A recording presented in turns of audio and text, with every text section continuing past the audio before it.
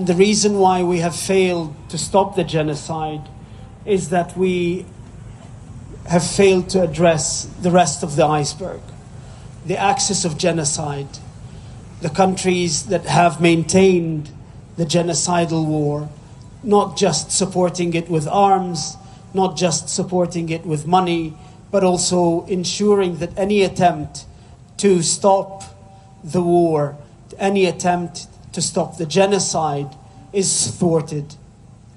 When Keir Starmer openly admits that he has been liaising with the Israeli president on just before he was able to scupper the motion in the House of Commons demanding a ceasefire, we see that this genocide, this iceberg of genocide, is also composed of genocidal enablers, institutions, individuals whose jobs, like Keir Starmer, it is to ensure that the genocide continues and is not interrupted.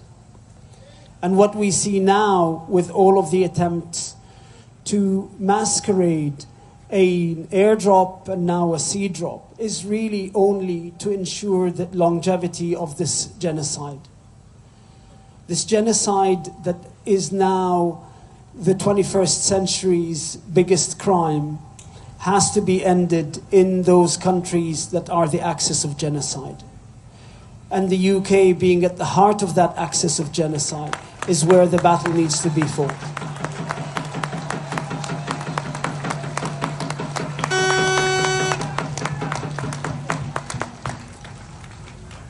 And as citizens of these countries that have become an integral part of the genocidal war, we owe it to ourselves, we owe it to our children, that at a minimum these crimes are not committed in our names, using our own tax money.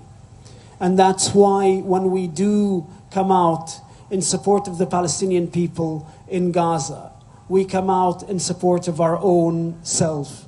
We support our souls in demanding that history does not think that we were quiet and silent when this country and this government actively participated in the 21st century's first genocidal war.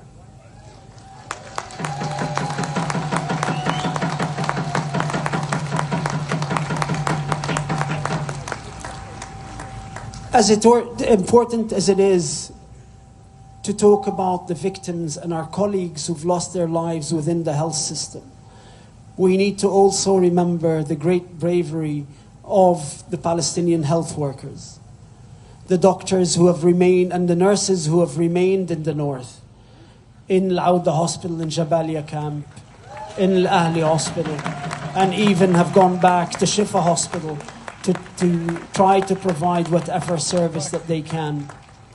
The doctors who have moved from one destroyed hospital onto the next so that they can continue to treat their wounded patients.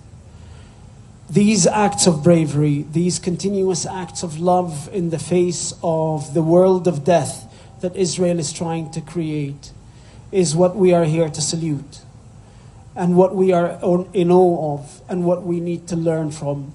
The dedication of the Palestinian health staff, the dedication that they have shown towards their wounded patients despite great risks. And as we have heard, many of them have paid with their lives for this dedication. Thank you for coming out.